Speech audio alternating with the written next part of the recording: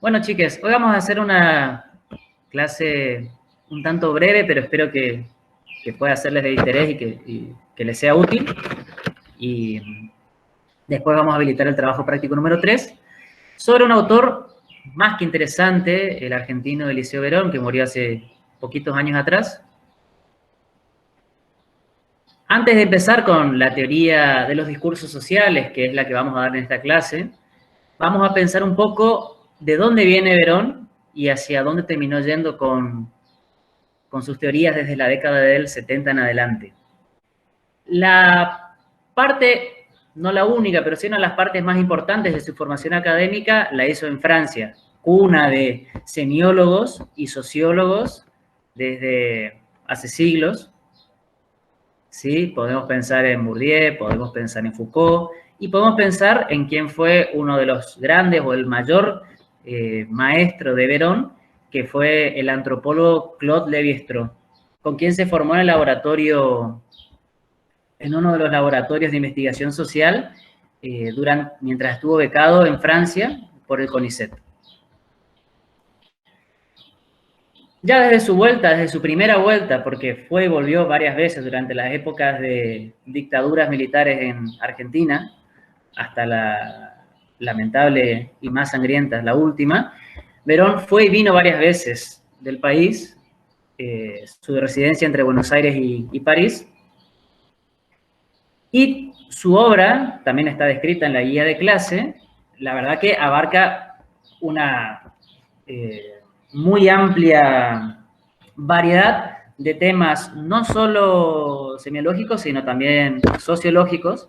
Lo que vamos a ver hoy son algunos extractos de La semiosis social, una de sus principales obras de la década del 70, y que podríamos pensar que una de las continuidades más casi naturales de esta obra van a ser los aportes que viene realizando desde hace años el doctor Mario Carlón, que con suerte vamos a tener la oportunidad de dar en una clase si nos dan los tiempos venideros. Pero antes de entrar en el meollo de la teoría de los discursos sociales o la teoría de la discursividad social de la semiosis social de Verón, simplemente les quería recordar, en Perón o Muerte es muy interesante la categoría teórica de la construcción del enemigo. Después en Construir el acontecimiento, que veo que no lo puse en esta compilación, también en Construir el acontecimiento, Verón hace una recapitulación muy interesante sobre cómo, sobre el accidente de una planta nuclear en Francia y cómo él va narrando cómo durante todo un mes va adquiriendo diferentes matices de sentido el mismo hecho en la reconstrucción que hace la prensa francesa. Y hay un librito ahí que lo ven en el fondo, que fue el último que publicó y que no es un libro académico, pero se los recomiendo, es un libro de más que nada de divulgación periodística, Papeles en el Tiempo, donde Verón recopila todas las columnas de opinión que usualmente publicaba, más que nada en el diario Perfil, pero también en a veces La Nación, a veces Clarín, ¿sí? ¿Cuáles fueron sus primeras definiciones taxativas respecto de la ciencia semiológica de su tiempo? ¿Sí? Él va a hacer una primera distinción entre lo que se conocía en los 70 como una semiología de la primera generación, es decir, todo lo que tenía que ver con lo que hoy conocemos como lingüística saussuriana o de Ferdinand de Saussure, ¿sí? Hace una diferenciación entre la semiología de la primera generación y la semiología de la segunda generación, que tiene que ver con todo el clivaje anglosajón, es decir, con toda la tradición de la semiología de Charles Peirce, ¿sí? Cuando Verón empieza a escribir y a teorizar sobre su propio modelo semiológico de la discursividad, él va a querer diferenciarse lo más posible del modelo dicotómico, binario de Saussure, este modelo de dos caras de una misma moneda que estuvimos leyendo en lingüística, que también estuvo recordando Cleo en clases anteriores. El modelo que explica que el signo lingüístico es la fusión de un significado y un significante, un significado compartido por todos y un significante que es una representación sensorial, una huella psíquica diferente que tenemos cada uno de nosotros respecto de un mismo concepto compartido. Verón se aleja lo más posible y critica esta forma de conceptualizar la significación de Saussure, porque dice que deja de lado la materialidad del sentido, que va a ser el principal objeto de estudio de Verón a lo largo de toda su carrera académica, el principal foco de su análisis. Él va a decir que este modelo dicotómico binario deja de lado la materialidad del sentido porque no tiene en cuenta las profundas consecuencias o los profundos efectos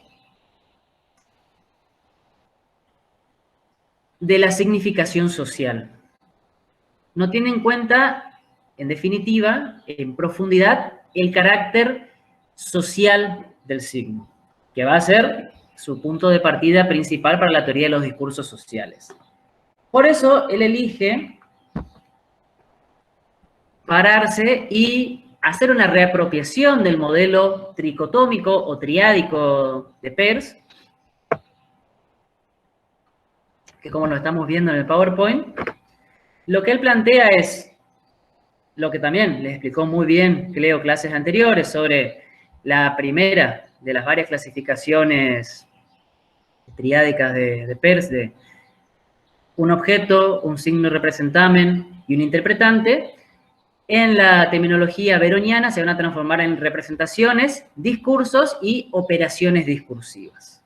Una vez entendido de dónde viene Verón, cuál es su crítica a una de las posturas oficiales de la academia, que es la saussuriana, y dónde elige pararse y reapropiar una teoría, que es la peirciana, vamos a empezar con los conceptos básicos. ¿Qué es lo que abarca la definición de un discurso social? Es una configuración espacio-temporal de sentido, que tiene su correspondiente manifestación material.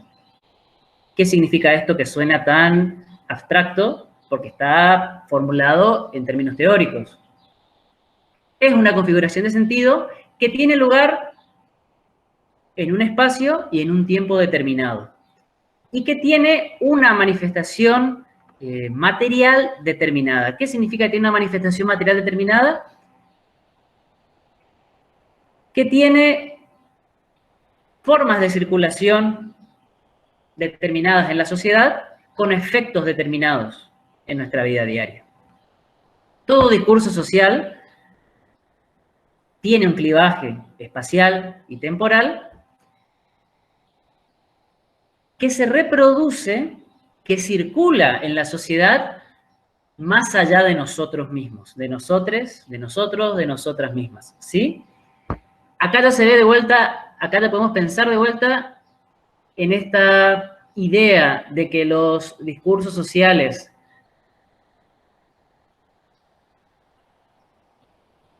siguen circulando antes y después de nosotros, y muchas veces a pesar de nosotros, en esta idea primigenia de Verón ya se ve no solo al semiólogo, sino se ve al sociólogo, se ve al Verón imbuido de toda la tradición de la escuela sociológica francesa.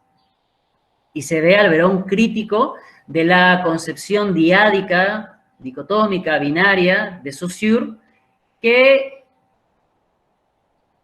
reducía el problema de la significación para Verón a estas dos caras de la misma moneda, el significante y el significado. ¿Cómo circulan estos discursos sociales en la vida diaria, en los diferentes ámbitos públicos, privados e íntimos en los que nos movemos a diario? A través de diferentes soportes. Soportes que pueden ser textuales, soportes que pueden ser visuales, soportes que pueden ser sonoros, etc. ¿Sí? Entonces, los discursos sociales van a circulan en la sociedad, ya sea a través de uno de los soportes textuales y visuales más comunes de la era de las redes sociales, que son los memes, como en las diferentes plataformas que tenemos, ¿sí? No solamente en los medios tradicionales de comunicación, como en la época en la que Verón estaba pensando a la discursividad social. Verón estaba pensando en los profundos cambios, en los profundos quiebres que produjo en el tejido social la irrupción de la televisión, en el declive de la radio, en el papel ideológico de los diarios y las publicaciones escritas, en los discursos proselitistas. Por eso también fue su interés primordial cuando analizaba la construcción de la campaña de Perón durante su primera presidencia junto a Sigal.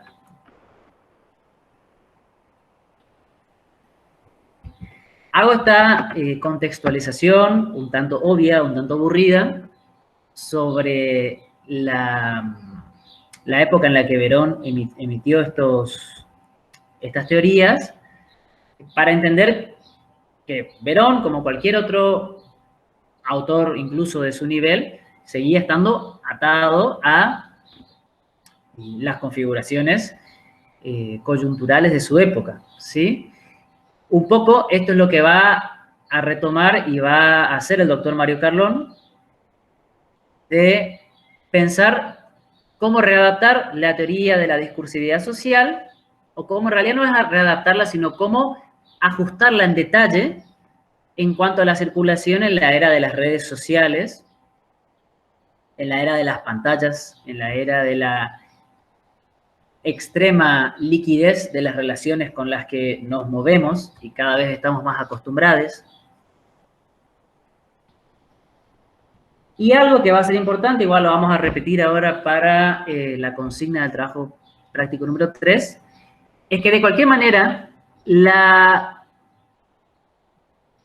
teoría de los discursos sociales de Verón, de la que hasta ahora solamente vimos el concepto y la forma de circulación de los discursos sociales, lo importante es que al mismo tiempo es tan específica en sus formas de teorizar sobre los fenómenos sociales y al mismo tiempo es igual de amplia, que nos permite nutrirnos de un montón de herramientas, no solo semiológicas, sino también de otras ciencias para aplicarlas, para utilizarlas en tesis, en investigaciones, en el mismo trabajo práctico que vamos a lanzar al final de esta clase. Y esta misma amplitud y posibilidad de profundizar su teoría con otras herramientas metodológicas, no solamente las semiológicas o semióticas, es lo que le permitió al doctor Mario Carlón también ajustar en el nivel de las redes sociales a la teoría de la discursividad de Verón.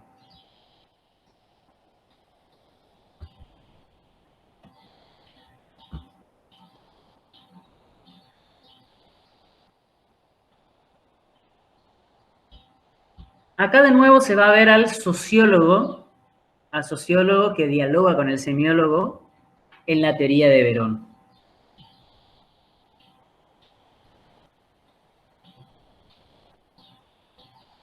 A partir de la hipótesis de Charles Peirce de que el interpretante, en la constitución del signo triádico de Peirce, el interpretante genera a su vez otros interpretantes, genera a su vez, tiene la capacidad de generar otros signos y eventualmente repetir esta cadena sígnica con la característica que Peirce llamó la conmutabilidad sin fin o la serie infinita. A partir de esa premisa de Peirce, lo que va a teorizar como nudo central de la teoría de los discursos sociales, Verón, es el concepto de lo que él llama la semiosis social. El título de su obra estelar de la década del 70. ¿Qué me va a explicar, qué nos va a explicar a todos este conceptito de semiosis social? Verón la va a teorizar como la dimensión significante de los fenómenos sociales. Y va a tener una doble hipótesis constitutiva, esta dimensión significante de cualquier fenómeno social en el cual nos encontremos. Esta doble hipótesis, que no se puede separar, o sea, cualquiera de las dos, cualquiera de estos dos presupuestos teóricos es inseparable, está construido directamente junto al otro. Me dice que en primer lugar, cualquier proceso de producción de sentido que circula en la sociedad siempre es social. Siempre tiene un carácter social cualquier producción de sentido.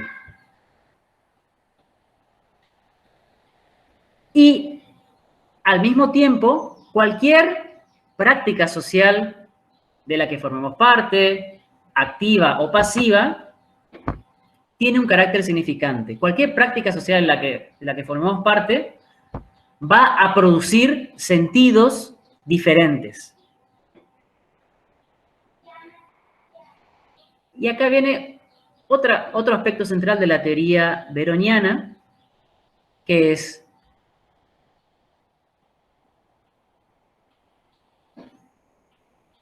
si todos estamos atravesadas,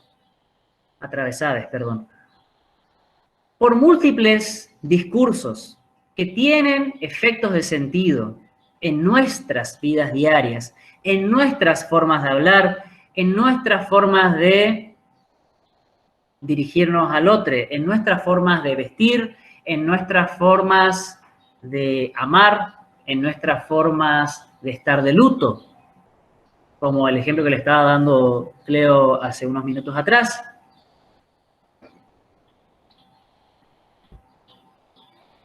Significa que yo no puedo aislar un discurso social en específico como objeto de mi investigación, de mi tesis, de mi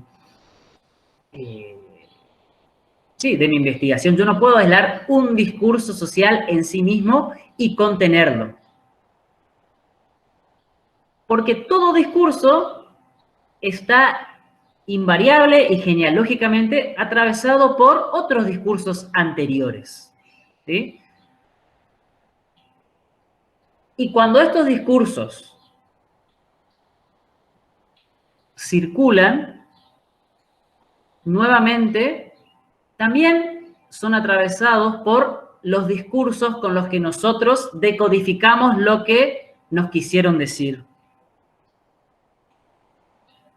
De manera tal de que yo no puedo analizar un solo discurso social de manera aislada, con límites taxativos y cerrados, con fronteras bien delimitadas, sino que yo siempre voy a estar analizando discursos en relación a discursos anteriores y en relación a discursos posteriores.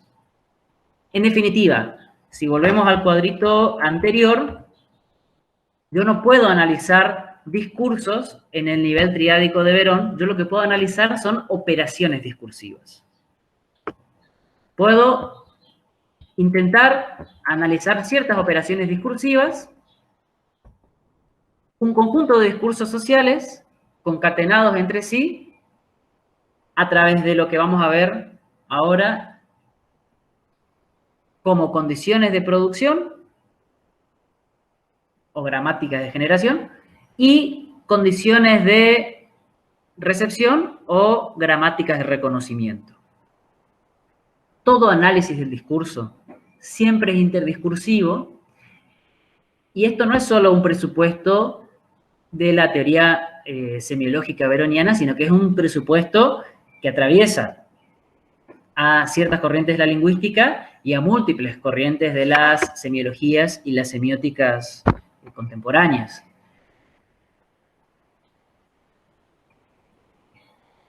Que atraviesa a otros lingüistas conocidos como Bastian, que también ya dieron en lingüística, y que atraviesa a muchos lingüistas y semiólogos que coinciden en la apreciación de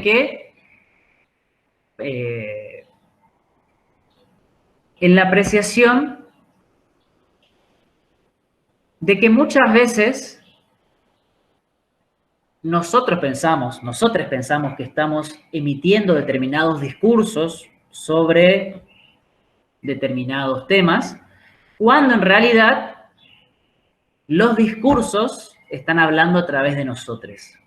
Cuando hay un conjunto de operaciones sociales discursivas que tenemos tan incorporadas y tan naturalizadas dentro de nosotros, que no nos damos cuenta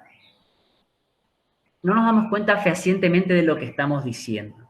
Y ahora vamos a ver ejemplos muy concretos y muy ricos en su análisis de esto, de que muchas veces, no todas las corrientes lingüísticas y semiológicas sostienen esto, pero sí varias, de que muchas veces son los discursos los que hablan a través de nosotros, y no a la inversa. Hasta ahora, ¿qué tal, chiques? ¿Me van entendiendo? Nunca me gustó mucho esto de las clases virtuales, pero esto es obligatorio por la pandemia. Quisiera estar dándoles las clases, la clase cara a cara, pero bueno, no sé, hasta ahora me van entendiendo, se escucha claro. Quisiera saber cómo va eso por allá.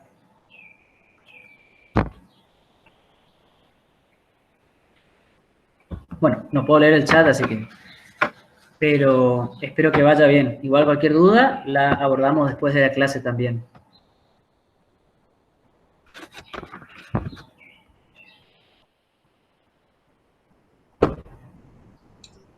Va muy bien, Patricio.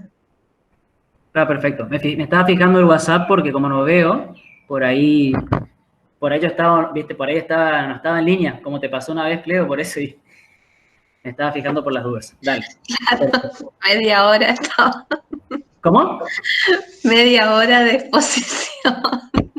Bueno, son cosas que pasan. Esa vez yo pensé que te quedaste sin luz y por eso no te quise molestar, porque ¿qué le vamos a hacer si pasó eso? Ya estaba buscando los apuntes, ¿sabes? Para retomar la clase, porque son cosas que pasan. Pero bueno, quedamos en la parte interdiscursiva. Todo análisis del discurso es siempre interdiscursivo. Perfecto. Entonces, lo importante es entender que para Verón, la producción de los discursos es inseparable del carácter social de los discursos y de los fenómenos sociales, donde esos discursos toman parte, producen efectos determinados y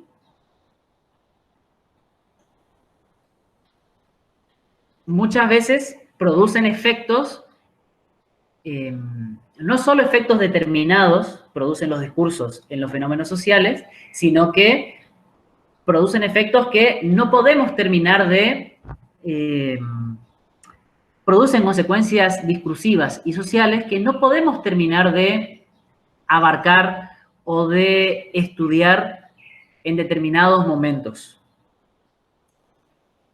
Acá de vuelta se ve la crítica que le hace Verón a Saussure, porque para Verón, Saussure tampoco tiene en cuenta de que hay significaciones, hay sentidos que se escapan de la matriz de el significado y el significante. Hay sentidos, hay significaciones que tienen sentidos y significaciones que están circulando en el tejido social, pero que se escapan del análisis de las intenciones de quien hizo tal discurso y las intenciones, las cosmovisiones de quien recepcionó y decodificó tal discurso. En cambio, con la teoría peirciana, Verón, y particularmente con la característica de la conmutabilidad sin fin del signo, Verón puede explicar este fenómeno social de aquellos discursos que no sabemos que muchas veces no sabemos que emitimos y que terminan pululando por ahí. Esto que está sonando muy abstracto, vamos a hacer un ejemplo. Un ejemplo práctico de esto que Verón critica a Saussure porque le parece que es muy cerrado el modelo dicotómico binario de su signo. Yo estoy haciendo esta clase que está siendo grabada. Cualquiera de ustedes puede estar grabando esta clase en este momento. Y quizás mientras yo estoy hablando, mientras yo estoy dando la clase, quizás hago algún gesto con las manos o hago algún gesto con mi cara, algo que no me doy cuenta, que queda gracioso, alguien saca una foto y lo transforma en un meme, y ese meme termina circulando, y yo dentro de una semana veo que ese meme llega al grupo de profesores de la facultad, de WhatsApp, en el que estoy, y veo que llega ese meme. Y yo nunca supe ni entendí que que el discurso que yo estaba emitiendo con determinados fines podía transformarse, podía ser apropiado de la manera que alguno de ustedes podía apropiarlo y hacerlo circular. Y de cualquier forma, ustedes por ahí pueden hacer circular ese meme, esa imagen, ese fragmento de video, y en una universidad de Salta o en un grupo militante de Chile, lo pueden reapropiar y resignificar de cualquier otra forma que no se nos hubiera ocurrido ni a mí ni a ustedes, que fueron, hipotéticamente, los primeros que viralizaron la broma, el meme, etc. ¿Se entiende? A esto también apunta Verón con el carácter social de los discursos, que nos excede. Y esto también es una tradición sociológica muy conocida que viene desde Durkheim, desde pero desde Durkheim y Weber en adelante, hablando de cómo los hechos sociales son externos a los individuos, a las y los individuos, son externos, son intangibles, pero tienen efectos materiales específicos sobre nuestros cuerpos, sobre nuestras formas de hablar, sobre nuestras formas de movernos, de ocupar los espacios públicos, de manejarnos en los espacios privados. Por eso siempre me parece interesante no olvidar que hay mucho del sociólogo traducido en términos semiológicos dentro de Verón. Este cuadrito que están acá, que están viendo acá, no soy ningún diseñador gráfico, ya lo sé. Soy bastante malo para todo lo que sea audiovisual. Habla de las condiciones de producción y las condiciones de recepción de un discurso. Las flechitas que están viendo de un lado y del otro son diferentes discursos posibles, diferentes discursividades que están circulando. Podemos pensar todo este gráfico como una sola, porque podemos pensar todo este gráfico, si lo anclamos en un tiempo y en un espacio específico, podemos pensarlo como una sola operación discursiva, que puede tener como efecto futuras operaciones discursivas por esta característica que les explicaba antes de la conmutabilidad sin fin o la semiosis social en términos de Verón.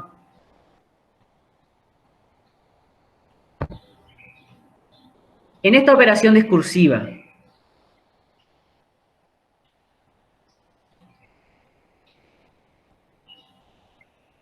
tenemos en la P, tenemos una serie de discursos sociales que a su vez están explicados por un montón de discursos sociales anteriores, ¿sí? Que explican su sentido y su materialidad en el tejido social.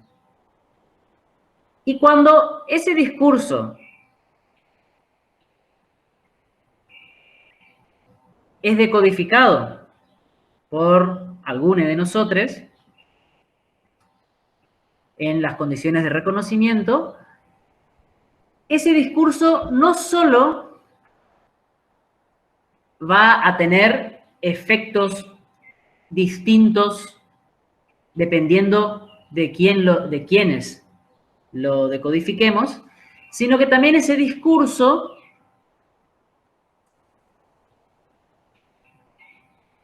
la recepción de ese discurso también va a estar limitada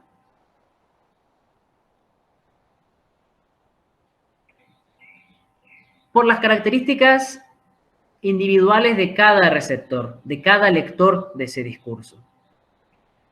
No todos los receptores van a decodificar de la misma manera el mismo discurso que ya está atravesado por muchísimos discursos anteriores, ¿sí? Entonces, para que quede claro, las condiciones de producción son las que dan cuenta de la generación de un discurso. ¿Cuáles son los discursos anteriores que constituyen un discurso social particular? Mientras que las condiciones de reconocimiento o de recepción son las que van a determinar las diferentes restricciones que cada uno de nosotros tenemos a la hora de decodificar ese discurso. Y ya vamos a ir con ejemplos bien claros sobre esto, para que quede más claro.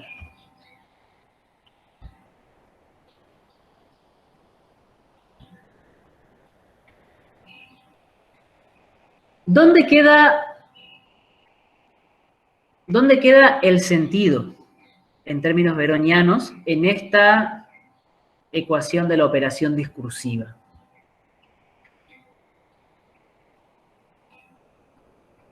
Verón va a explicar que el sentido, o mejor dicho, los sentidos que circulan en los fenómenos sociales, y que al mismo tiempo son constitutivos de los fenómenos sociales, él va a explicar que el sentido se da por las diferencias que hay entre las condiciones de producción de un discurso y las condiciones de recepción de un discurso. ¿Por qué hay diferencias? Porque, si en algo es muy taxativo Verón, es que condiciones de generación y condiciones de recepción de un discurso nunca son idénticas. Siempre son diferentes. Como son diferentes,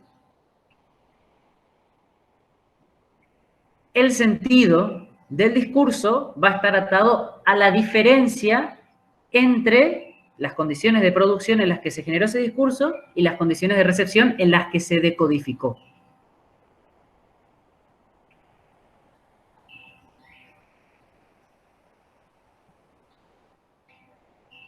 Y mi cuadrito hermoso de diseño gráfico que ven del redondo, del óvalo azul, es por donde va a terminar circulando, donde van a circular esas diferencias de sentido entre las condiciones de producción y las condiciones de recepción.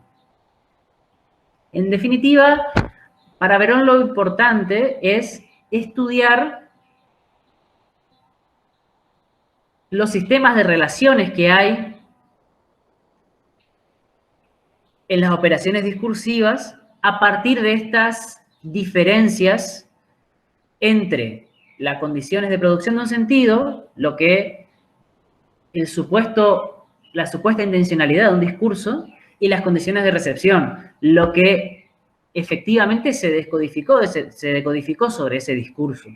La diferencia entre esas dos condiciones es lo que va a terminar circulando por el entramado social y que va a ser constitutivo de fenómenos sociales presentes y posteriores. Y este proceso de las operaciones discursivas, al igual como con la misma lógica que el interpretante en el signo triádico de Peirce,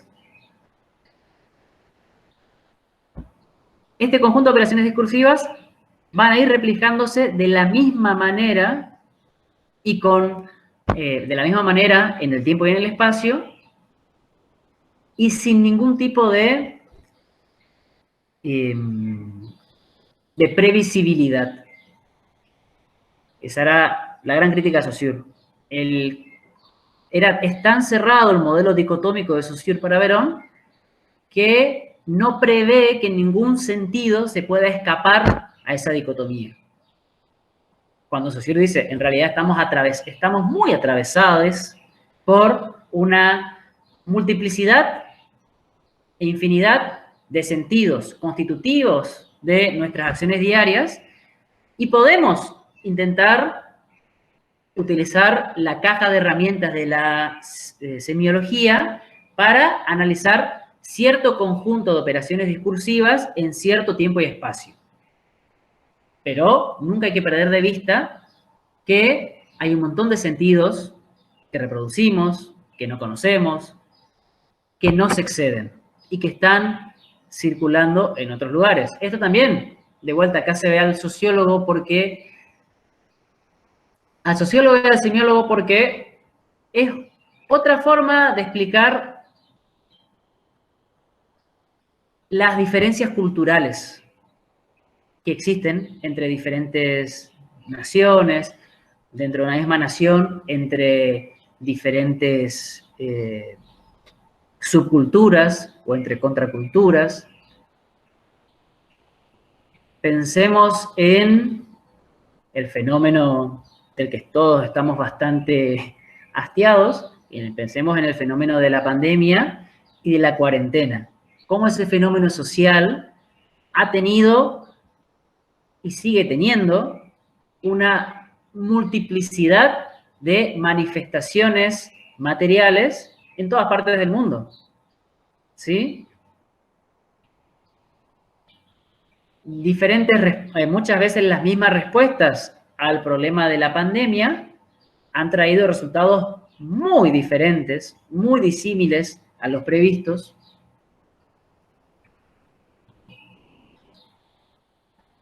Y mucho de estos resultados disímiles de diferentes países actuando en situación de pandemia con las mismas herramientas, pero teniendo resultados sociales completamente distintos, que ni siquiera permiten hacer estadísticas confiables para medir a futuro cuál sería la mejor respuesta, por ejemplo, para ojalá que nunca suceda, una próxima pandemia.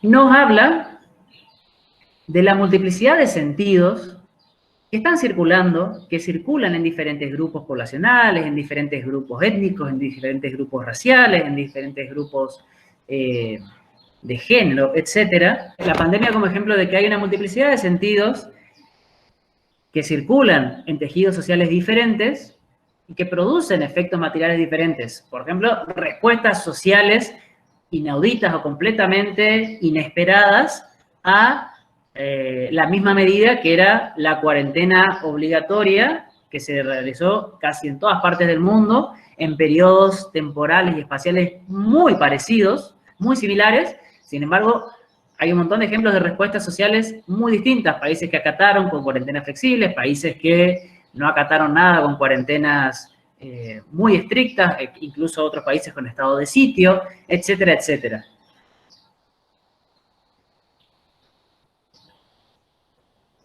De lo que siempre les habla Cleo, también. No peligro, pero sí esta reserva que tenemos muy naturalizada en general de no prestar la atención a los efectos en la vida real que tiene el mundo de lo simbólico, que es algo que trata mucho la semiología y la sociología. Por algo la teoría de Verón es sociosemiótica, la teoría de los discursos sociales. Como no podemos tocar lo intangible, en múltiples ejemplos, el Estado, la ley, etcétera, la cultura, las diferencias culturales, pensamos que tienen menos efectos, o tenemos muy naturalizada esa idea, hay que deconstruirla y reconstruirla mucho, esta idea de que lo intangible no tiene demasiados efectos perniciosos o positivos en nuestra forma de hablar, en nuestra forma de movernos, en nuestra forma de hacer política, de trabajar, de dar clases, de lo que sea, ¿sí? Y sin embargo, para Verón, el sentido de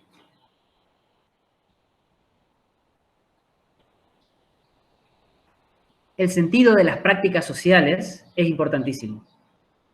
Y es uno de los centros de su teoría. ¿Sí?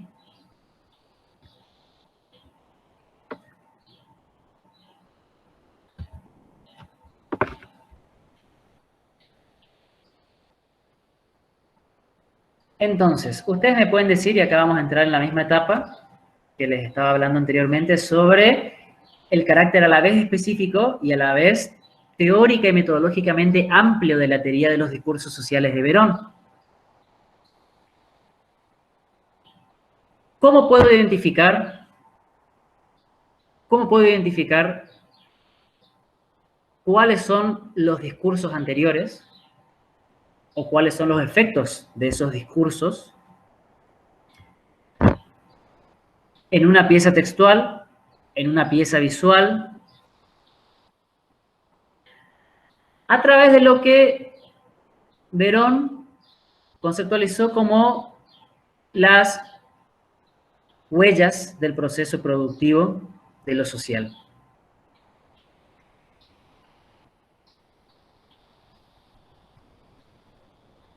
Si bien todo discurso está antecedido por varios discursos y a su vez produce diferentes efectos y es decodificado de diferentes maneras, eso no significa que no podamos rastrear de alguna manera las pistas, las marcas de enunciación, las huellas de esos discursos anteriores o de esos efectos. Si yo me pongo a analizar cuáles son las huellas o las marcas de enunciación de un discurso, me estoy ubicando en el plano de las condiciones de producción. ¿Sí? En el plano de pensar cuáles son las huellas, cuáles son las, por dar un ejemplo, cuáles son las frases hechas, los estereotipos, los saberes compartidos, las ideas comunes de un discurso en específico que me remiten a discursos anteriores que lo justifican, que lo preceden. Y si por otra parte yo quiero pensar cuáles son los efectos de este discurso en particular, yo me puedo pensar, por ejemplo, podría agarrar, tomar prestada de la caja de herramientas de la sociología un instrumento metodológico como son las encuestas. Bueno, ¿cuál fue el efecto de determinada operación discursiva en determinado tiempo y espacio? Recurro, por ejemplo, entre otras posibilidades, a la herramienta sociológica de las encuestas, cuantitativas, cualitativas, lo que sea, de las entrevistas, de la etnografía, etcétera. Recurro a esas herramientas para ver cuáles son las huellas, los rastros de los efectos de una determinada operación discursiva en los sujetos que la decodificaron. ¿Se entiende? Por eso es que las condiciones o las gramáticas de producción y de reconocimiento nunca pueden ser idénticas. Siempre van a ser diferentes, porque una cosa son los discursos que anteceden a tal operación discursiva en particular, y otra cosa, los efectos de esa operación discursiva, los efectos y al mismo tiempo lo que Verón llama los niveles, los grados o niveles de restricción a la hora de decodificar el discurso, que eso varía según cada sujeto.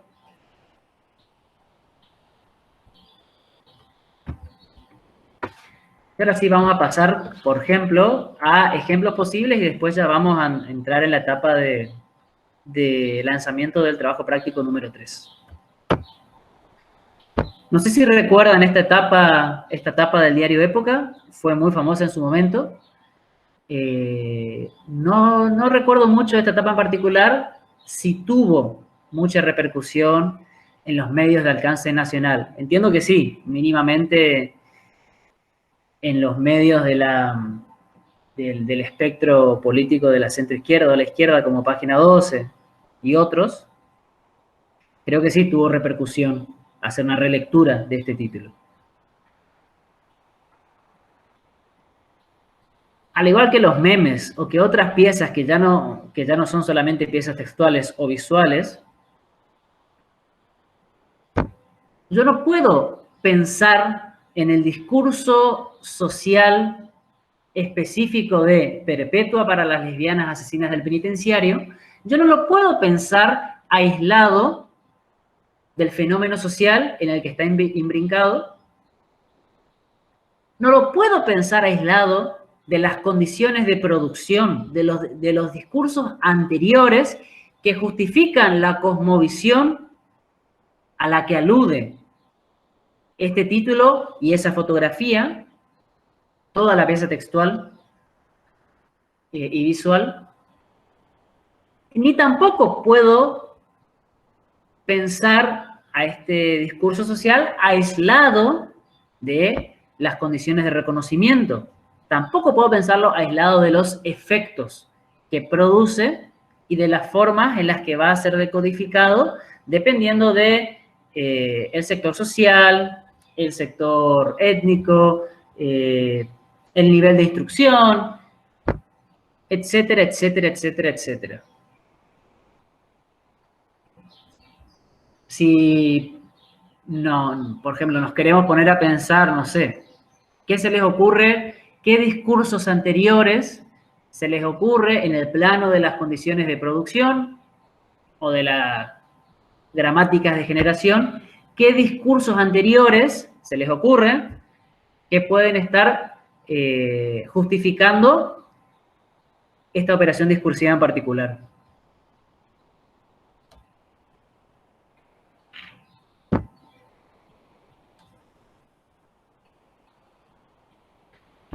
No los veo, voy a sacar la pantalla completa porque no los veo.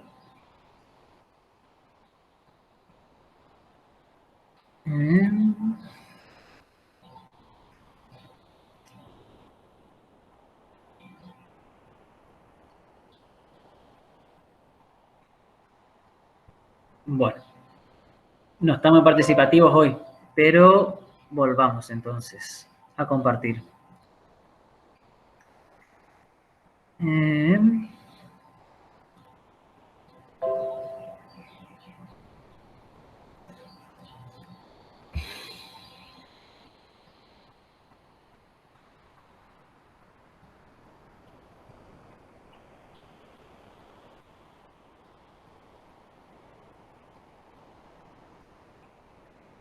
Un segundito que no me deja poner en pantalla completa, chiques. Ahí va. Ahí está. La estigmatización, dice Agustín Patricio. Sí, está bien. Está bien el ejemplo. Es una estigmatización bien específica, pero sí, es una estigmatización en general. Sí. Obviamente, hay un montón de discursos, por ejemplo, un discurso social punitivo, un discurso social biologicista que ata la desviación, que ata como desviada cualquier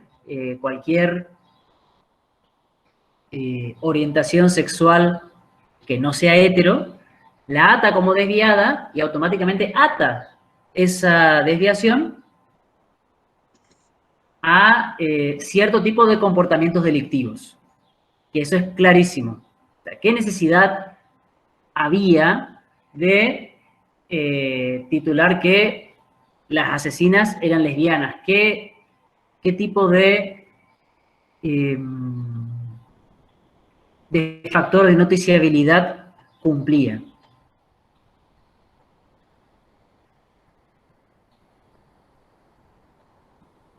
Al mismo tiempo, podemos intentar pensar que quien redactó, porque no es solamente quien redactó este título, es quien redactó, es quien lo corrigió, es quien lo miró al final en la tapa del día, es todas las personas que formaron parte de esa operación discursiva. Podemos pensar que le parecía lógico que el carácter, que la orientación sexual de las asesinas era un factor de noticiabilidad. Podemos pensar que lo pensaban de esa manera. Esto es lo que el ejemplo que le estaba intentando explicar antes. Quizás incluso, y hasta el día de hoy, quienes hicieron este título,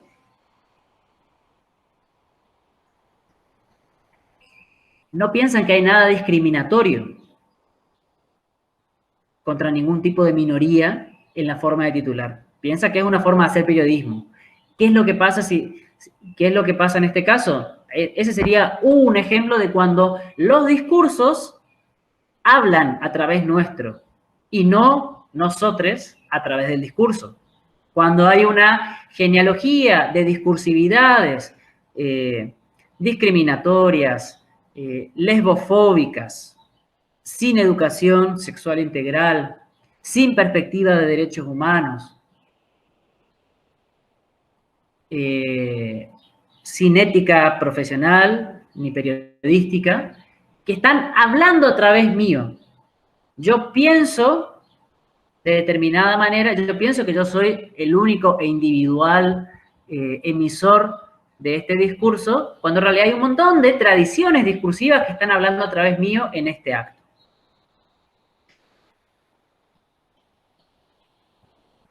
Si miramos la fotografía también podemos analizarla como producto completo. Podemos pensar en cuáles son las condiciones de producción y las de reconocimiento desde el punto de vista visual también.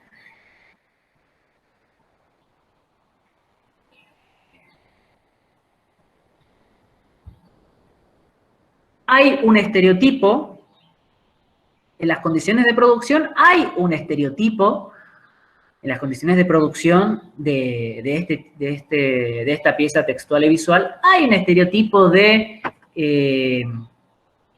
que las mujeres con orientación con orientación homosexual lucen de determinada manera.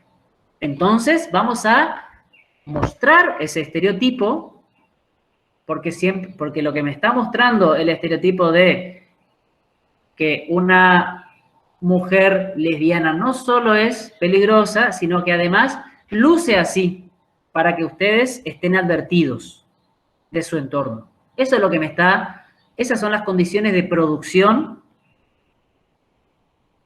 entre muchas otras de las que está imbuida esta pieza textual y visual. Reforcemos estereotipos para cumplir una de las funciones clásicas del periodismo según la mirada funcionalista de los medios de comunicación, que es la función de la vigilancia. El periodismo, los medios de comunicación sirven para mantenerme alerta ante los peligros de la sociedad. Y acá el problema en términos de tradiciones a las que yo ascribo como derechos humanos, perspectiva de género y demás, el problema de esta pieza textual y visual es que me está mostrando como naturalmente peligrosa la compañía de personas de determinada orientación sexual y de determinada fisonomía corporal atada a esa orientación sexual. Lo cual es terrible porque atenta contra todo estándar mínimo de ética, de derechos humanos, etc. Y vamos al siguiente ejemplo. Con esto vamos a terminar la clase y vamos a pasar al lanzamiento del trabajo práctico número 3.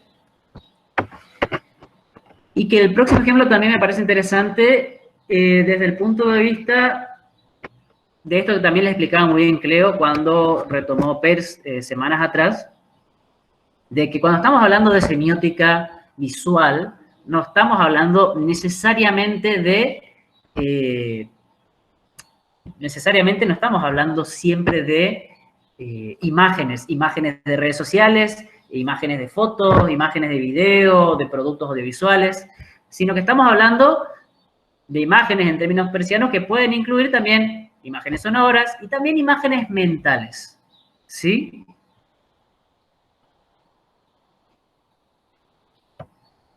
Este fue un caso muy conocido que sí tuvo muchísima repercusión hace pocas semanas en Corrientes, no sé si lo recuerdan.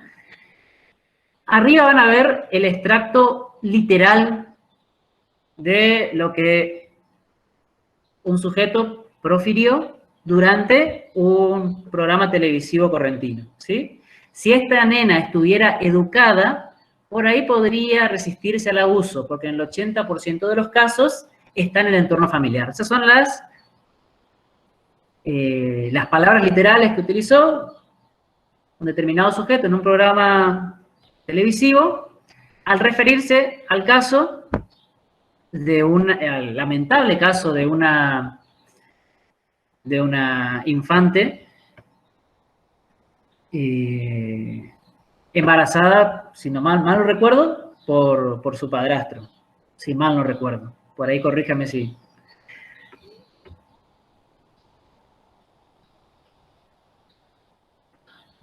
Este caso tuvo muchísima repercusión, no solo provincial, sino nacional.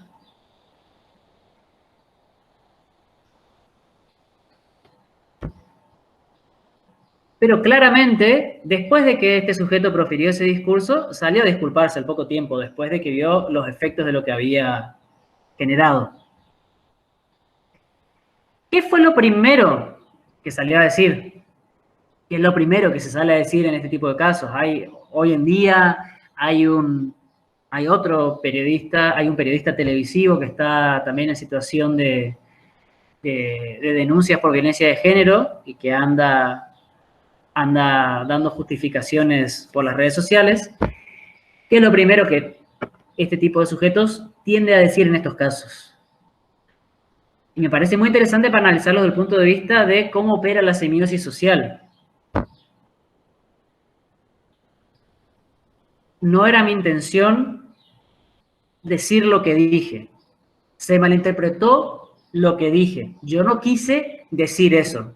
¿Cuántas veces hemos escuchado ese tipo de frases hechas en un montón de situaciones y en un montón de libros, de películas que consumimos? ¿Qué me está diciendo el sujeto cuando se disculpa de esa manera sobre determinado enunciado?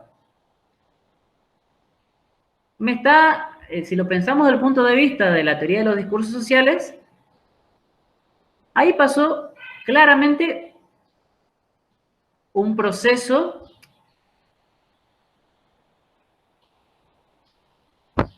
de conmutabilidad sin fin. O, en términos de Verón, un proceso de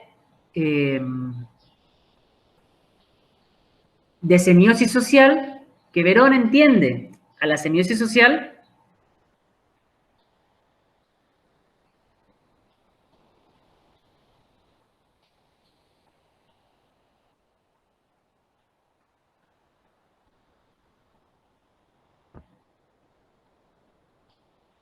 como un fragmento material de sentido en específico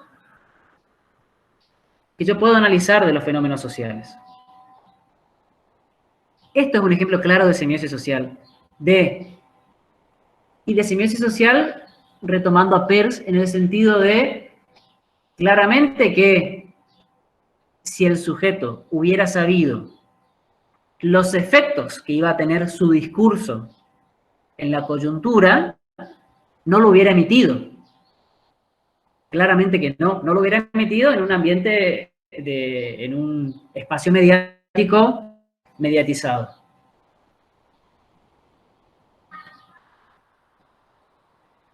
Esto significa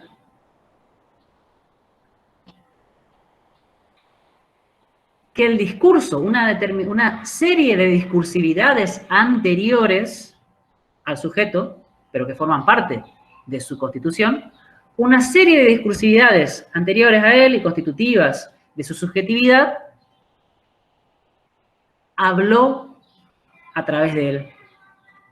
Y él se dio cuenta, él nunca se dio cuenta realmente de lo que estaba diciendo. Eso podría ser una hipótesis a analizar si yo quisiera tomar este caso desde el punto de vista de las condiciones de producción. Nunca se terminó de dar cuenta de lo que estaba diciendo. Nunca se dio cuenta en realidad porque solamente sale a disculparse después de la repercusión provincial y nacional que tienen sus dichos. Nunca se dio cuenta que había una serie de discursos sin educación sexual integral, sin perspectiva de género ni de derechos humanos,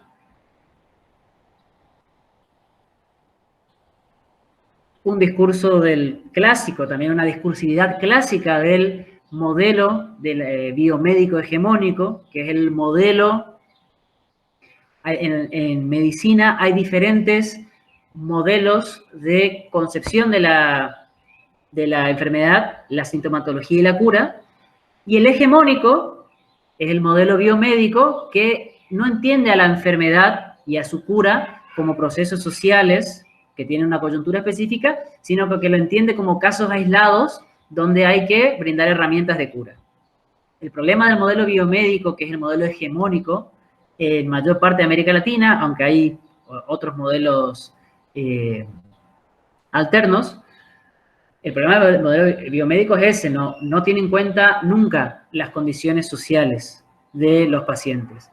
También hay un modelo de discursividad biomédico que atraviesa y habla a través de este sujeto en este enunciado. Obviamente, si pensamos en si queremos después, por otro lado, analizar esto de las condiciones de reconocimiento, si queremos analizar los efectos de este discurso, fíjense el nivel, podemos incluso, no solo podemos recurrir a, como un ejemplo, a las encuestas de la sociología, para ver, bueno, en una determinada población, qué fue lo que produjo este discurso, qué sensaciones, qué efectos me produjo este discurso en una determinada población, sino que también terminó provocando el rechazo parlamentario de ciertos lugares del país, como por ejemplo el repudio legislativo de la legislatura unicameral de Chaco. O sea, ese es un ejemplo de cuán profunda e inesperada para el sujeto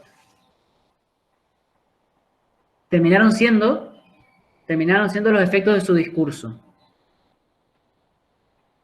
Y fíjense cómo de una sola frase emitida en un noticiero, cómo opera la semiosis social, cómo opera este encastramiento del que habla Verón de diferentes sentidos que yo puedo, con determinadas herramientas, analizar en cierto tiempo y en cierto espacio.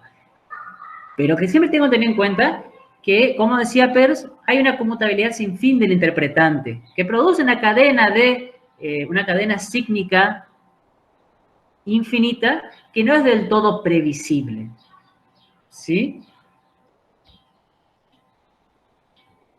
A mí me parecía interesante traer este ejemplo a colación para traer ejemplos de nuestra realidad local, que muchas veces nuestra realidad local, digamos, o sea, nuestra realidad local muchas veces está obnubilada por las mismas condiciones culturales de nuestra sociedad. Fíjense que tuvo el repudio legislativo en Chaco estos dichos, pero no en Corrientes, por dar un ejemplo, ¿sí? Ni casi ningún político de jerarquía con cargos importantes en el Ejecutivo, en el Judicial o en el Legislativo de Corrientes habló sobre este tema. Pero me parece interesante por eso, entender cómo podemos analizar determinadas operaciones discursivas con las herramientas que nos brinda Verón, ¿sí?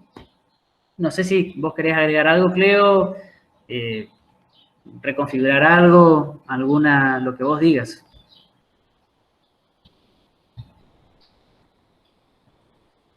No, a mí me parece que está bueno por ahí ir identificando en los discursos específicamente los ideologemas, los verbos con acentuación ideológica, volver un poquito a, o sea, una de las teorías de la que abreva Verón es la teoría de la enunciación.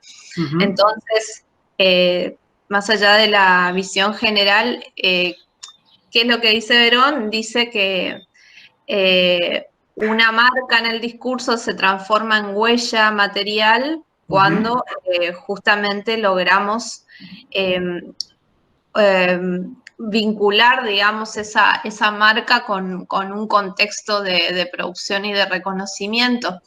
Y entonces, lo ideal sería cuando pensaban desde el primer ejemplo, teníamos, ya no recuerdo ahora, bueno, entonces, ¿cuáles son las palabras? Es ir haciendo como la marca, ¿no? Lesbianas, asesinas, o sea, ir marcando y decir, bueno, ¿cuál es el ideologema acá? ¿Cuál es el verbo? ¿Cuál es la acentuación ideológica del verbo? ¿Cuál es la relación entre esto? Y acá viene bien las herramientas de Barthes, es decir, de que esta etapa habla no solamente por el texto lingüístico, sino también con la relación de la imagen y la palabra, es decir, entonces, empezar a marcar específicamente qué es lo que tenemos en términos materiales en el discurso para reconstruir el espesor histórico de ese discurso, ¿no? Y pensar de que esta etapa no podemos hacer todo ese análisis o ir más allá si es que no la ponemos en una serie de etapas que vienen teniendo este tenor. Entonces, eso me parece que sería importante a la hora específica, pensando, qué sé yo, ya en el trabajo práctico, pensando en la operacionalización de los conceptos, es decir, cuando hablamos de condiciones de producción, bueno, específicamente, ¿qué tengo en el discurso? ¿No? Marca de ideologema, marca de orientación ideológica o acentuación ideológica, volver a las teorías de la enunciación, de Bakhtin, Voloshinov, ¿sí? Y a partir de eso poner en contexto la etapa. ¿Qué es poner en contexto? No solamente revisar las condiciones de producción editorial, de poner tapa en el contexto de los otros discursos que incluye el mismo diario, pero que venía en una serie. No hay que ir mucho más atrás, ponerla en serie, es decir, un par de ediciones anteriores, y posteriores, y ahí uno puede reconstruir esas condiciones de producción. Eso decía en términos, y lo de reconocimiento, más allá de los efectos, es decir, bueno, cómo un discurso puede llegar a producir repercusiones, pensando en el mismo concepto de interpretante de Peirce, ¿no? O sea, esa semiosis social. Es interesante pensar de que las condiciones de reconocimiento también está incluido allí la construcción del propio lector, ¿no? Está pensado el discurso para un lector, o sea, el discurso construye su propio lector, ahí está la teoría de cómo se construye el lector en su propio discurso. Entonces, ya construye un lector ideal. Y ahí también está vinculada la cuestión del reconocimiento, ¿no? Eso nada más. Claro, sí, como el contrato de lectura veroniano, sí, tenés toda la razón, Cleo. No sé quién más, si alguien quiere comentar? Están todos muy callados, callades. Sí, una cosita más nomás, quizás que no era exactamente lo principal, pero sí que desvarié un poco al final, porque yo estaba recordando el tema de las imágenes mentales antes de presentar el último ejemplo. Mi hipótesis, por ejemplo, en ese sentido, sería que de esta desafortunada frase, enunciado que estamos poniendo en ejemplo, ¿cuál fue el punto de quiebre que produce determinados